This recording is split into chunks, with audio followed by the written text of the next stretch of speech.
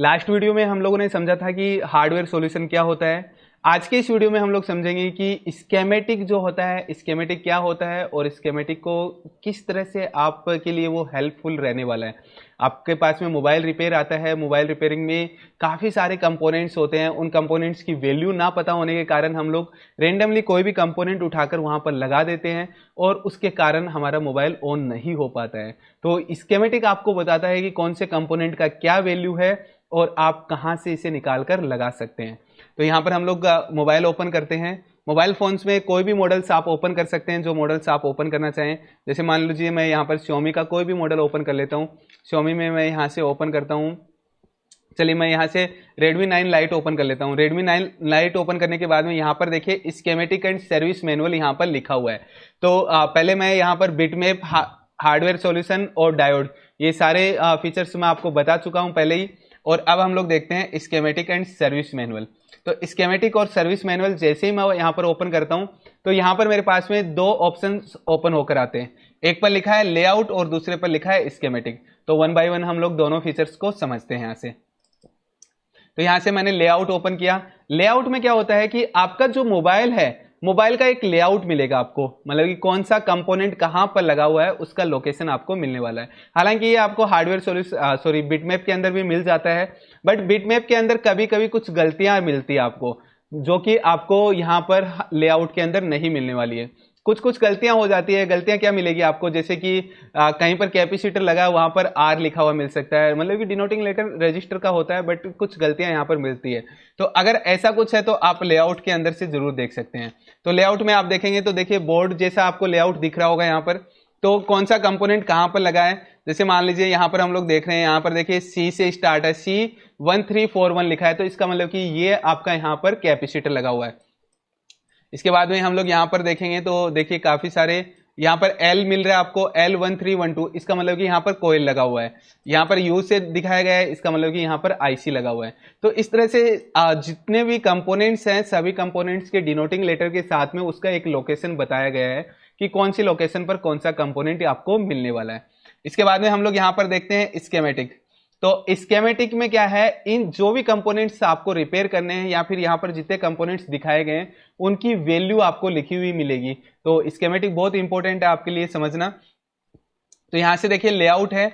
Layout में हम लोग देखेंगे तो लेआउट में मान लीजिए कि यहाँ पर एक रजिस्टर हम लोग देखते हैं। यहाँ पर देखिए एक रजिस्टर है R11401, ठीक है, यहाँ पर लिखा है R1401। तो आपको ये रजिस्टर ओपन करना है। यहाँ से हम लोग सर्च करेंगे R1401, ये मैंने सर्च किया तो यहाँ पर देखिए एक रजिस्टर लगा हुआ है यहाँ पर। तो ये वाला रजिस्टर है, इसमें यहाँ पर देखेंगे VREG L12A1P8 लिखा, मतलब कि यहाँ पर 1.8 वोल्टेज आ रहा है। इसके बाद में यहाँ पर हम लोग देखेंगे तो 0R लिखा है। 0R का मतलब कि यहाँ पर ये रजिस्टर का वैल्यू लिखा हुआ है। इसके बाद में हम लोग देखेंगे यहाँ पर प्लस एंड माइनस 5% लिखा है। जो प्लस एंड माइनस 5% है ये इस रजिस्टर का लेटेंसी होता है, मतलब कि इसका कम या इतना ज्यादा आप यूज भी कर सकते हो, या फिर हो सकता है कि थोड़ा कम या ज्यादा इतना वैल्यू आपको शो कर जाए। तो यहाँ पर रजिस्टर का ये वैल्यू आपको चेक करना है। तो यहाँ पर 0R लिखा, मतलब कि ये रजिस्टर 0 ओम का लगा हुआ है। इसके साथ साथ में ही अगर आप दोनों जो फीचर्स है, मतलब कि दोनों लेआउट और स्कीमेटिक को एक साथ अगर यूज करना चाहते हैं तो आप यहाँ से कंबाइन भी कर सकते हैं। जैसे मान लीजिए मैं इसको कंबाइन करता हूँ और इसके साथ में फिर मैं क्या करता हूँ, यहाँ से लेआउट को भी कंबाइन कर देता हूँ। ये मैंने कंबाइन किया, दोनों एक साथ में आपके साथ में ओपन होकर आ गए। अब मैं यहाँ पर देखिए यहाँ पर एक कोयल लगा है L1309। अब मुझे देखना है कि ये कोयल कहां पर लगा हुआ है, तो मैं इस पर क्लिक करूंगा। देखिए ये कोयल लगा हुआ है। इस कोयल का यहाँ पर हम लोग का वैल्यू देख सकते हैं 4.3 नैनो हेनरी यहाँ पर लिखा हुआ है। तो इस कोयल का यहाँ पर वैल्यू लिखा हुआ मिलेगा। या फिर अगर आप कोई भी स्कीमेटिक में देख रहे हैं, जैसे मान लीजिए मैं स्कीमेटिक में यहाँ पर हूं और यहाँ पर मेरे पास में एक कैपेसिटर लगा हुआ है C2226, एक कैपेसिटर है। अब ये कैपेसिटर कौन सी लोकेशन पर लगा है मोबाइल के अंदर, अगर ये आपको पता करना है तो यहाँ से C2226 हम लोग सर्च करेंगे। तो मैंने ये इस पर डबल क्लिक किया, डबल क्लिक करते ही आपको ये मिल गया कि ये कैपेसिटर इस लोकेशन पर लगा हुआ है। तो इस तरह से आप कंबाइन कर स्कीमेटिक और लेआउट को दोनों को एक साथ समझ सकते हैं। या फिर आप अगर कोई भी कैपेसिटर या रजिस्टर आपके पास में या फिर कोई भी कंपोनेंट कौन सी लोकेशन पर लगा है वो आपको देखना हो तो वो देख सकते हैं। इसके अलावा आप अगर स्कीमेटिक में देखना चाहें तो स्कीमेटिक में आपको पूरा डिटेल से बताया जाता है कि कौन सी लाइन किसके साथ में कनेक्टेड है और वहां पर कितना वोल्टेज आएगा, डाटा क्लॉक की लाइन है क्या और उसका नाम क्या है। अगर ये सारे डिटेल से आप लोग समझना चाहते हैं तो आप हमारा ऑनलाइन या ऑफलाइन कोर्स जो ज्वाइन करेंगे उसमें हम लोग पूरा डिटेल से ये सारी चीजें बताते हैं। यहाँ पर आप स्केमेटिक जो है, स्केमेटिक में आप यहां से समझ सकते हैं कि कौन सा कंपोनेंट किस वैल्यू का है। जैसे यहाँ पर देखिए एक कैपेसिटर लगा है C1431 C1413, ये वाला कैपेसिटर का यहाँ पर 100 NF लिखा, मतलब कि 100 नैनो फेरेड इसका वैल्यू लिखा हुआ है यहाँ पर। तो मैं इसको डबल क्लिक करूंगा तो मुझे कंपोनेंट्स यहाँ पर मिल जाएगा ये कि कहां पर लगा हुआ है, कौन सी लोकेशन पर ये कैपेसिटर लगा हुआ है। तो आपको स्कीमेटिक या फिर लेआउट को अगर समझना हो तो अगर आप ये दोनों चीजें समझते हैं तो इसके थ्रू आप मोबाइल को रिपेयर कर सकते हैं। मान लो कि कौन सा कंपोनेंट खराब है, देखिए काफी बार आपको ये प्रॉब्लम आता है। जैसे आप मोबाइल रिपेयर कर रहे हैं और मोबाइल रिपेयर करते टाइम आपका कोई रजिस्टर खराब हो गया या फिर कोई रजिस्टर मिसिंग मिला आपको, तो अभी रजिस्टर जो होता है, रजिस्टर का वैल्यू डिपेंड करता है। अगर रजिस्टर का जैसे हम लोग कलर और साइज देखकर लगाएंगे तो साइज और कलर में आप देखेंगे तो रजिस्टर देखने में सेम ही आपको दिखने वाले हैं, बट रजिस्टर का वैल्यू डिफरेंट होता है यहाँ पर। तो अगर आपने कोई दूसरे रजिस्टर की जगह दूसरा रजिस्टर यूज कर दिया, जैसे मान लो कि यहाँ पर हम लोग रिपेयरिंग के तौर पर देखते हैं तो रजिस्टर को दो भाग में डिवाइड करते हैं, एक को हम लोग बोलते हैं एलवीआर और दूसरे को एचवीआर। अब आप अगर एलवीआर की जगह एचवीआर रजिस्टर लगा रहे हो या फिर एचवीआर की जगह एलवीआर रजिस्टर लगा रहे हो तो आपको प्रॉब्लम आने वाली है, मतलब कि आपका मोबाइल रिपेयर नहीं हो पाएगा। तो आपको इस चीज का हमेशा ध्यान रखना है कि जो भी कंपोनेंट है उसका वैल्यू बहुत इंपॉर्टेंट होता है और सारे कंपोनेंट्स का वैल्यू आपको स्कीमेटिक में लिखा हुआ मिलेगा। तो आपको ये चीजें समझनी है कि स्कीमेटिक में कौन सा कंपोनेंट कहाँ लगा और उसका वैल्यू क्या है। इसके साथ साथ में ही आपको जो भी आईसीज होती है उनके ऊपर कुछ वोल्टेजेस होते हैं, उनके भी नाम यहाँ पर लिखे हुए मिलते हैं। जैसे यहाँ पर देखिए वीरेग L7A, वीरेग एलडीओ वोल्टेज को बोलते हैं, ये वोल्टेज पावर आईसी से आउटपुट होता है।